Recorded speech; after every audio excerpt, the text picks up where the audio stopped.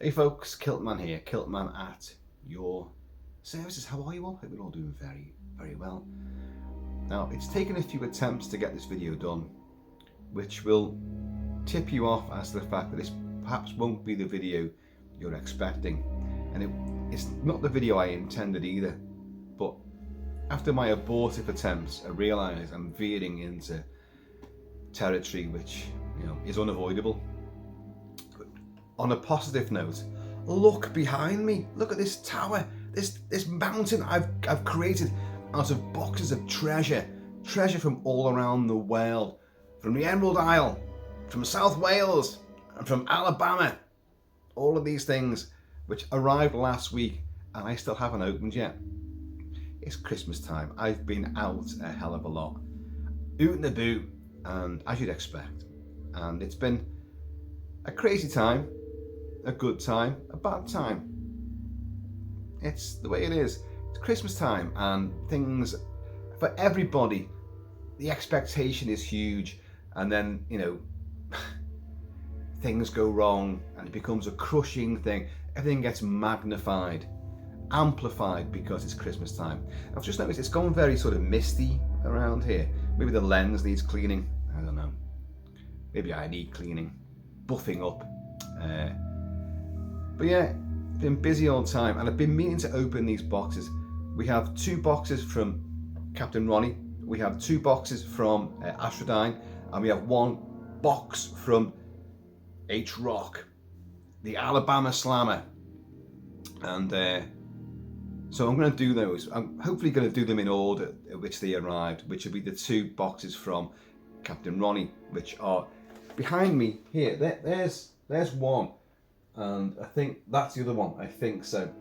Now, if you notice here, when this one arrived, it was battered and it was all, the bottom was coming out of it. So I've actually put tape over it myself to try and seal its bottom.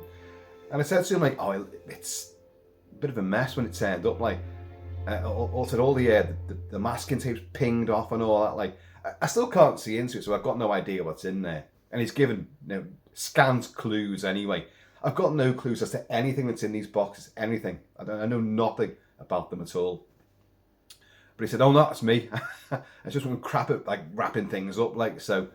But it has all pinged off, so I've put tape around it to try and seal it in.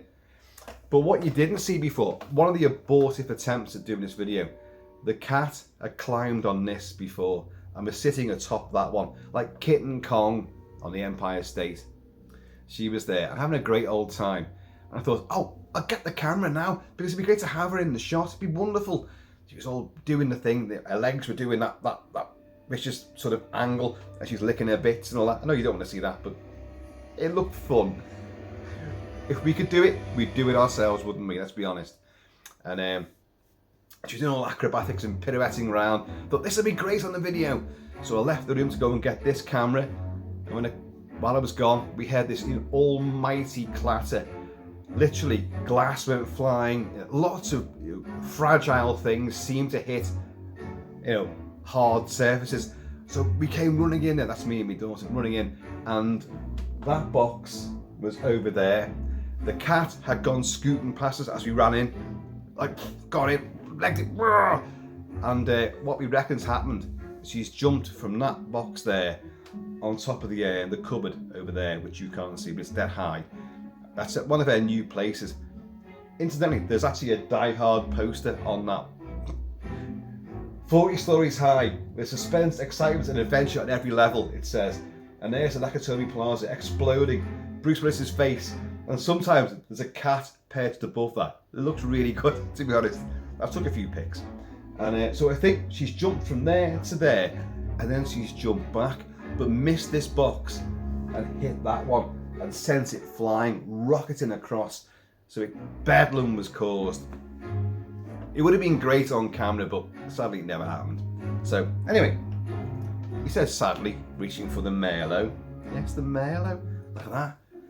Lovely, rich, dark and full of flavour. I've been discovering wines of late. It's cheaper. And that's all I've got left in the house. Cheers, y'all. cheers Captain Ron, cheers Ashradine, and cheers H-Rock. You all rock. But yeah, Christmas. Really, I don't know. Loads of little setbacks have happened, and I know you've all got these things. Everyone's got issues. Everyone's got them. And at Christmas time, as I said before, it just seems to be a much bigger deal than it would be any other time of the year. But I'll go through mine. Nah, there's not that many, but it's little things, but they conspire to trip you up, and they build up and up and up and up and up. And with me lately, hence the lack of videos perhaps, I've really not felt particularly brilliant. I'm like, you know, full of zest and full of verve and like, hey, let's party. I've not felt like that at all. Or I may have been out shaking in a boot, but I've not really enjoyed much of it, if I'm honest with you. And we've been let down several times. It's nothing major, but it was important for this time of year, a financial thing. This is all official. It's just red tape and bureaucracy. But a particular person who should have come up with the goods didn't. And like, oh, I'll do this for you, and like in time for Christmas. But he hasn't done it in time for Christmas at all, and it's really monumentally pissed me off, to the point where this particular person will never be allowed in the Kilt Mansion ever again. Just won't be. And so, but that's all going to be sorted. It's nothing to worry about, but it's just a bit of a pisser, you know, and a major letdown. And other little things have happened. The seasonal drinkers, you know, because I go out to the pub all the time, and I don't own the place, you know. Anyone's welcome to go in there other than me. But lately, the seasonal drinkers have really got on my tits. I've noticed that in the cask, my local, my regular, you know, tavern, suddenly a lot of kids are going in there.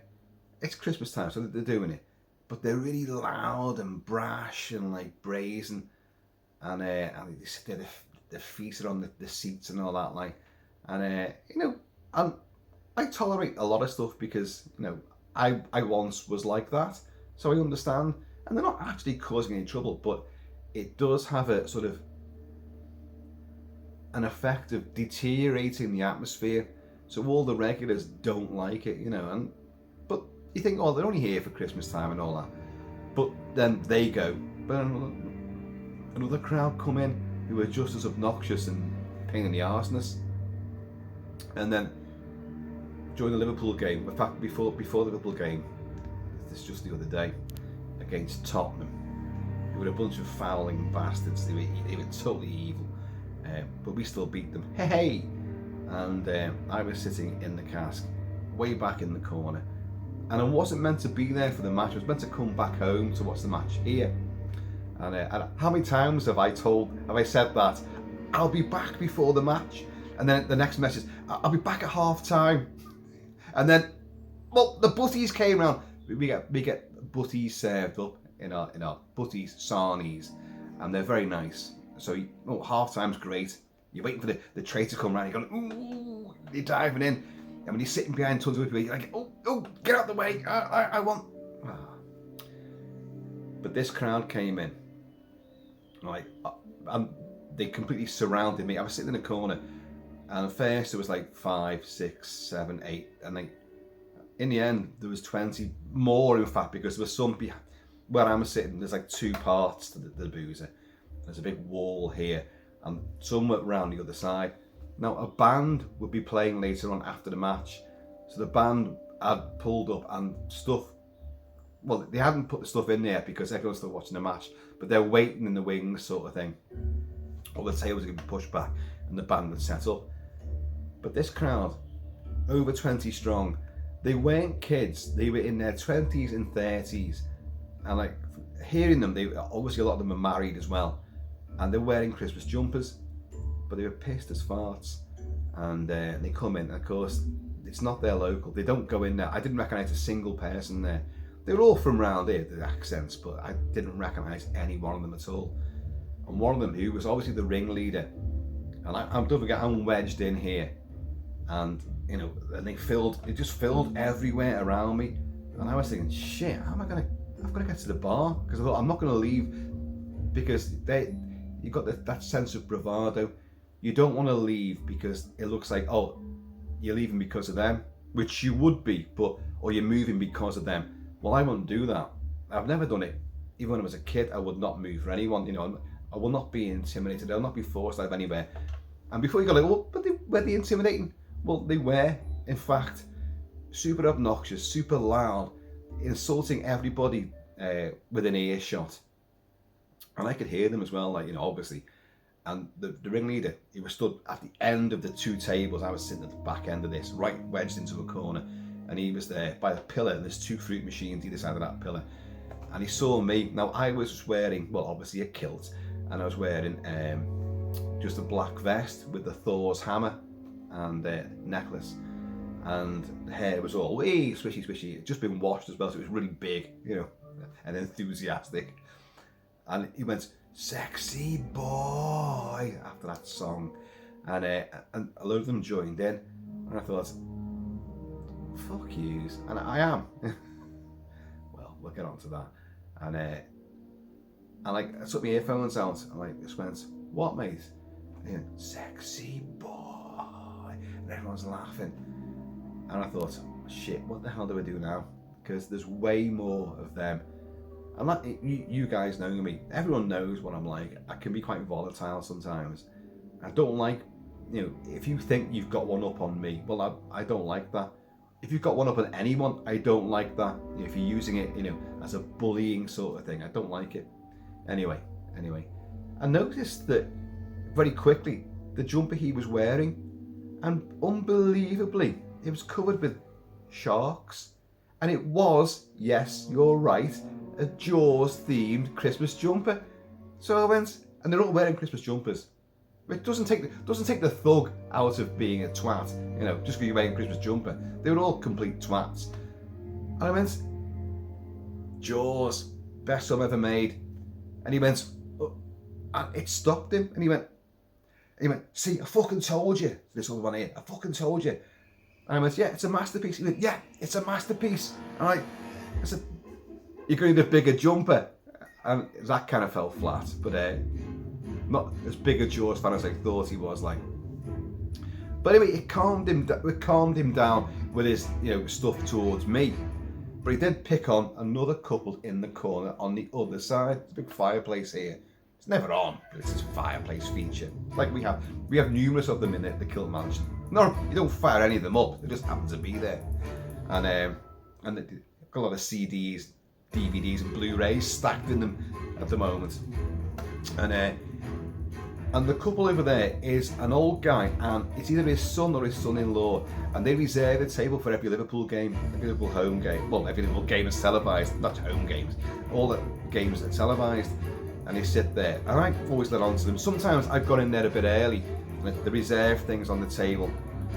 I forget the names they say, and it gets on for a bit, and suddenly I've got another couple of drinks to sit back down again, and then they come in, and I realise, oh shit, sorry, you know. They go, "Oh, it's all right, and you shuffle down." So I've spoken to these people quite a lot, and they're lovely, and sometimes there's 3 or 4 of them, but it was just 2 this time, and the old guy and the younger guy, and this Jaws one, he was ripping into them so many times. One of them, I presume the old guy, he was going, "It's Bill Gates. Hey, Bill Gates." And he's coming out with loads of fucking shite, like. And I was thinking, you just leave the fucking guys alone, will you? You know, they didn't come out for this. And this is the point. You know, everyone goes out and has a good time. We can all be loud, we can all be brash and brazen and a bit OTT. Look, I am massively guilty of this. I may, in my past, have sent things inadvertently a bit louder than I should have done towards a completely innocent person, but I've not laboured it, and I've realised I've done wrong, and yeah, I try to turn you the cheek and like, "Oh, I'm sorry about that," like, but you know, and in my youth.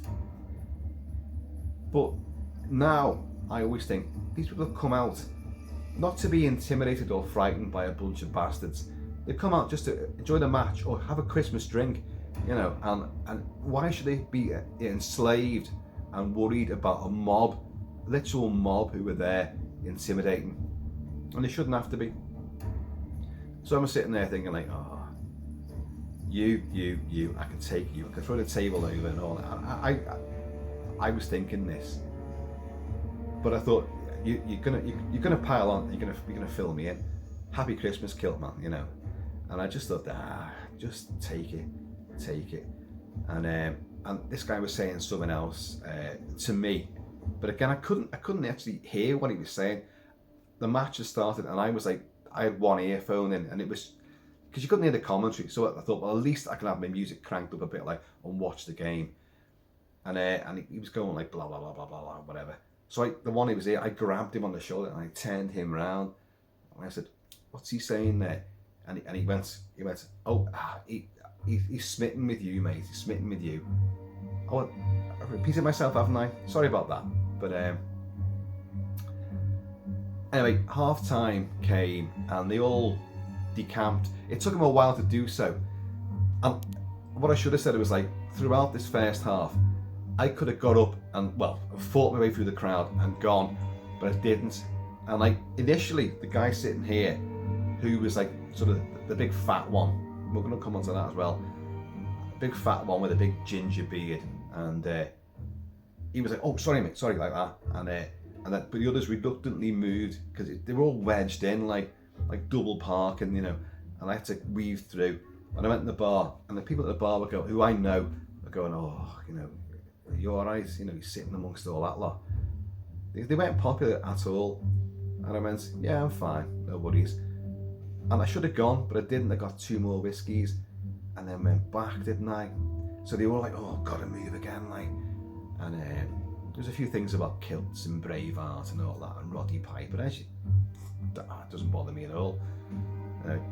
So I sat back down in my corner again, like, and in fact, I actually got more. I drank them, and I got more drinks. They did the same thing just to annoy them and show that I'm coming through. You ain't gonna stop me, and I'm coming back again. So half time came, and they drank up, and in little groups they'd go. Some would linger, go for the piss or whatever, like finish off their pints. Come on, we're fucking going now, like, and then finally they all went. And I was talking to this other, you know, this older guy and the son or the son-in-law, and they were shaking. They were visibly shaken. You know, the match had been ruined for them and all that. Had the second half to go, which we did sit and watch, obviously, and we got some butties too. You'll be pleased to know. And but it pissed us off. So that was an annoyance. And then on Sunday night, we're now on Tuesday. On Sunday night, we've been invited to a big Christmas meal with all our friends. Well, a bunch of friends that live out Southport way, Southport, Formby, Freshfields, that sort of way. Much more north. It's still classed as Merseyside, but it's way far north than Liverpool. And for us, that meant getting 2 trains, a long walk down the station, getting 2 trains, then 2 trains back, and a long walk back. And anyway, but so because Mrs. KILT-MAN wasn't going to drive because she wanted a bevy. So we went out there and we went to a Nepalese restaurant. I think it's called the Himalayas. We have one, a Nepalese restaurant in Liscard down the road. It's called Everest, and it's fantastic. So I thought, oh, I know this food, and the food was magnificent. Some scary looking things. The starter, I've been recommended because 2 of our friends who are massive curry nerds, and they know how to get the best curries, and they know their stuff inside out, and the 2 of them have gone there many times to this particular restaurant, so they really raved about it. This is worth coming to. That's why we went there. So there's about 20 of us. There's me saying about 20 rowdies coming to our pub. There's 20 rowdies of us went into this restaurant. No, we're all very sensible. and the starter, I've been recommended the Nepalese Momo chicken, or chicken Momo, which looks like ET's testicles, and they are like it's chicken, like sort of minced chicken with all spices and herbs thrown into it, like, and there's a sauce there, but it's wrapped up in like a pasta sort of bundle. And there's a load of them, like meatballs basically, but you dip it in this sauce, and like the sauce was wow, blow your skull apart stuff, like. But I enjoyed them. I thought they'd be great. But they look grotesque, like a bush tucker trial, like a kangaroo's scrotum, ET's testicle, and the food was magnificent. But we took a load of pictures and all that. But one of the people there, Sandra, I think it was, had obviously done a surreptitious sort of pan around video like that around the table, and I was sitting right in the middle of one massive long table, like, and we're all sitting all the way around it. Obviously, Mrs. KILT-MAN's here. My good mate Hallie is sitting next to me here. We made a good chin wag and all that, and it was great. The whole thing was great. But this video got sent, and loads of pictures, and the camera pans round, and all the blairbage, everyone's giving it loads and telling little stories. One voice, it dominates before it even gets round to you know who, and then suddenly, you know, regaling stupid bullshit tales and fucking whatever, and I thought, who's that fucking alarm? Oh, it's me. But what got me was seeing myself on that video, and I didn't like what I saw. I was ruddy of face. My face was like 10 miles wide, and my belly was hanging over my ear, my belt, and I thought, Captain Vanity struck. And I thought, you fat twat, you look fat, you look really fat. And I just, what? So I deleted that video off my phone anyway, and it massively knocked me. I'm getting older now, you know, and I don't do a lot of cardio, or really any. I still do weights, but only sort of sporadically. But it really, really, I was like, So that was, because the meal was early on, because we had to get this. We had to leave earlier. Having said that, we got the last train back in the end. We got given a lift a lot closer to Liverpool to get the train there, instead of missing it there. I mean, stuck in no man's land, you know. But so the meal was finished round about, I would say, well, I don't know, 9 o'clock, 9:30 maybe, like that. But I've not eaten since 9:30 on Sunday night. I've eaten absolutely nothing. I was out yesterday. I did go and have a few bevies, and which is probably the wrong thing to do. But I've now set myself the target of not eating until Christmas Day, which is still, we're on the 23rd now. So I'm gonna get through today, tomorrow, and I'm cooking all the food. And here's the other thing, folks.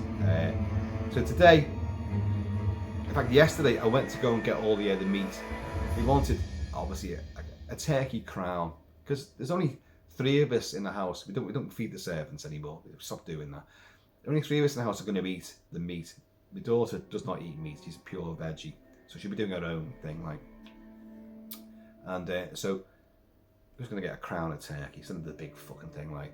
And I wanted to get beef, and I wanted to get lamb, because we've not had lamb for years. Now, lamb costs a bloody fortune, but it's one of the best meats. It's, when you cook it right, it's just so gorgeous and succulent. So wanted to do that. Anyway, so I go down to Dave the butcher, our mate Dave. Went down there yesterday, and there were tons of turkey crowns there, but I forgot that Dave only takes cash. I was like, oh shit. I know cash is king, but you know, if cash is king, then I'm the pauper, because I'm using the card. I was like, oh bollocks, and the cash point wasn't working, so I went down there. So I come back and said, oh look, you'll have more tomorrow. He was, oh yeah, we're getting loads in, yeah, there'll be plenty, don't worry about that. So well, I'll come down first thing then. So I did this morning, went down there. It was just about 8:30 in the morning, left it down there. And I said, and woman's already in front of me waiting. Because last year, there was a queue at the door. But I thought, oh, this is great, no worries. And Dave was there, all the people in the back cutting, chopping things up, like that scene in Conan the Barbarian. They're all hacking bodies to bits to serve in the big, snake cult broth. And I said to the girl, turkey crown. And Dave went, oh, got none. And I looked down and I thought, it was all pork. But it looked the same. It was all wrapped up the same. I was like, oh no. So I said, shit, you said they were going to, he said, well, they haven't delivered them. He said, but I'm getting a delivery, hopefully, this afternoon. So I said, but are you? He said, yeah, we should be. I've been promised it, so it was like that. But the woman in front, she was going like, so she was getting turkey, and like, he went, look, I've got turkey legs. I can't quite see from here, but you get around on them all right, don't you? And she went, no, I'll just stick with what I ordered. So this fucking huge turkey got brought out. The girl brought this out, and I was like, wow. I said, well, so you've got, we've got other turkey bits, but we haven't got turkey crown, which would do us perfectly, obviously. So I said, how much is that then? How much is one of them big turkeys? Cheers, y'all.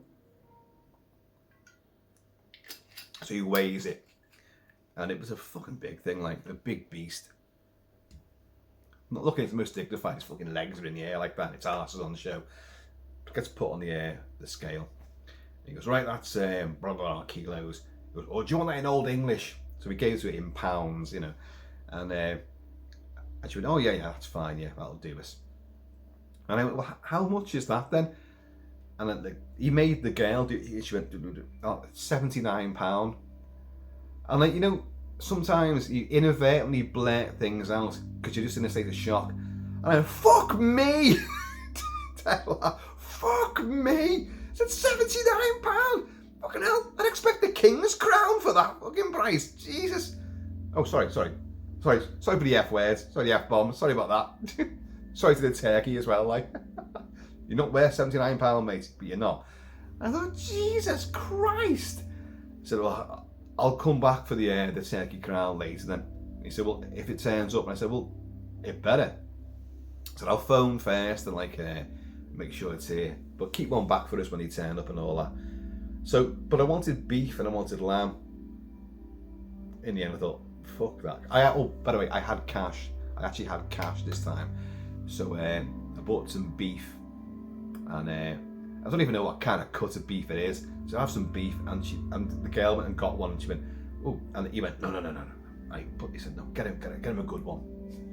So whatever piece of shit she was going to serve us, that's a good one there. And I don't even know what kind of cut it is. It was just wrapped up quickly. That was 15 quid. So at the very least, we've got beef for Christmas Day. But it was like, it's going to be like Jingle All the Way, Arnie Schwarzenegger and Turbo Man. I'll be scouring all of Merseyside trying to find the last turkey, and like fucking chinning anyone who's got one. I'll mug them for a fucking nibble of turkey, for a gobble. Oh dear, Christmas. I'm beginning to think it's not fucking worth it at all. Because I think overriding all this, as a lot of you will know, it's the anniversary of Roxy's death, and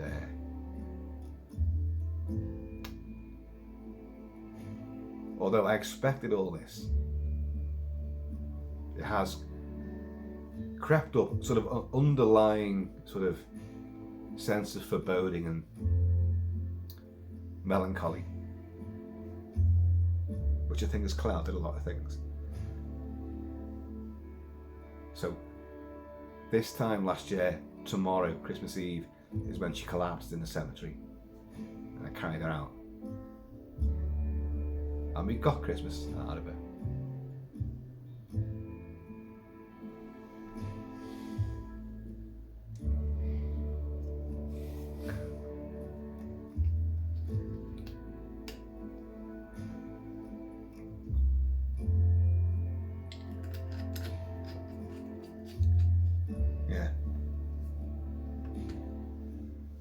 That may well be the overall thing. and the fact that I'm getting fat. So I'm on a fast now. I'm not eating till Christmas Day. Like, that'll make much difference, you know. I'll just be starving. I'll have everything. I'll be pushing, you know, everybody else. I'm like, no, mine. Then I've got the cat. Like, the cat's as greedy as Roxy ever was, so the cat will be there, you know, with their paw, taking stuff off your plate. I'll have that. Oh, throwing sprouts back at you. Don't want them. Parsnips. Yeah. Just give me the meat, will you? And their Wolverine claws will come out. But yeah, so I wanted to do a video just to, like, bizarrely, I'm not in the mood to open up these things, and I know that sounds really, it's not ungrateful at all. I'm not ungrateful. I'm not feeling, you know, the excitement. I will do. This is a fugue. As I say, I think the bigger issue is, well, there's two issues: getting old and fat, and Roxy.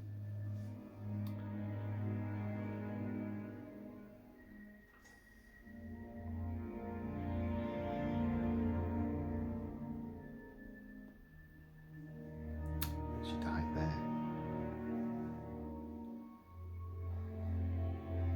And we've lost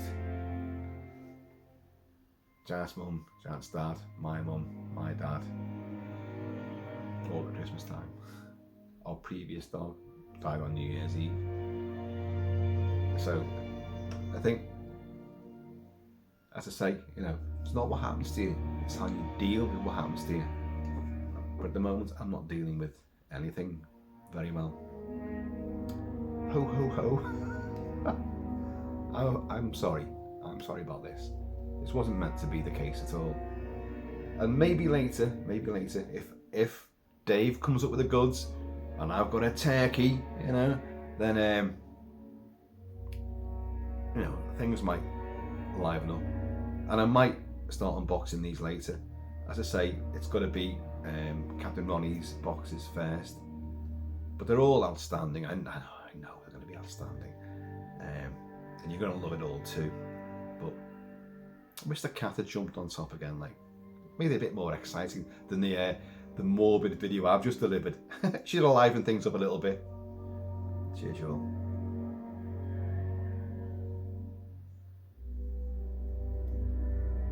I had such high hopes for Christmas, but I think in reality, when I'm saying like I'll be doing loads of videos because I'm off for 2 weeks and I'll be doing loads of videos, I think I knew all along that somewhere deep within me, I knew that I was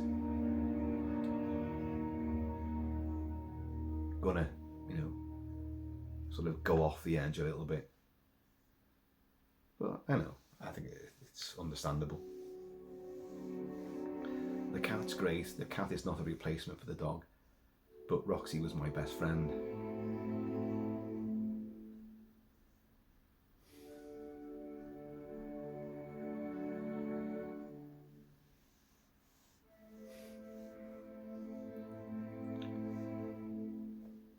The Wolf of Snow Hollow. A werewolf movie that doesn't actually have a werewolf in it, but it's still a great werewolf movie. Like Ben Lovett, and it's Ben Lovett's score as well, which I think is tremendous. Eerie, melancholic, not very Christmassy, although it has got loads of snow in that movie, Wolf of Snow Hollow. So, right folks, anyway, I think that'll do for now. Hopefully I'll be back to open, I think that one and that one. There are no clues. I think the one from H-Rock has got a belt buckle in it. That's the only thing I know for definite. There's a belt buckle in there, attached to a belt, I believe. But I don't know what the belt buckle is. But anyway, that's in there. But I suspect in the rest, t-shirts, movies, posters, merch, figures, music, I presume, and it'd be great. Oh, I do apologise. Anyone stuck through this, then I do applaud you. It's Christmas time, and you should be like, yay! And I will be. I guarantee you, I will be. If a few things just slot into place. It's funny how you can be derailed by, a little tiny thing there. Bounce over that. Little tiny thing there. Bounce over that. Another little tiny thing. But the more and more these little tiny things, and the more consistent they are, I'm afraid you will come off the track. You will come off the rails. And I think I've just hit that. But I was saddled with the whole Roxy grief anyway. My new mate Merlot. A lot of my mates drink this. They drink Guinness, and after a while they go on to and these are rough tough ex-paras and stuff, you're drinking Guinness, wow, floating down the neck, and then after a while they're all going on to a large Merlot. And when I was in town the other night, and I noticed a lot of other blokes were drinking red wine or Merlot, but that's what it looked like anyway. I was on the whiskies and drinking a few pints because whiskey was very expensive in town, and so it was is this the new thing, the new trend? Everyone's doing it, and now look at me, I'm doing it as well. Oh dear God! Cheers, you all. Cheers, everybody, and happy Christmas. I will get over this. I hope you don't mind me sharing these things. As I say, this wasn't the video I intended to do, but I kind of knew that it was going to just go off the rails. This stuff's going to be great. Lethal Weapon, I don't care what anyone says, it's a Christmas movie. So is Die Hard. I don't care what anyone says. They're set at Christmas, they have Christmas jingles in them, Christmas carol singing takes place, there's Christmas trees, they're Christmas movies. Now I have a machine gun. Ho, ho, ho. Right, folks, I have been all shall be KILT-MAN. Please, in the meantime, it's ever just, hey, let's get festive. In between time, please keep it kilted, keep it Celtic. I'm going to see you all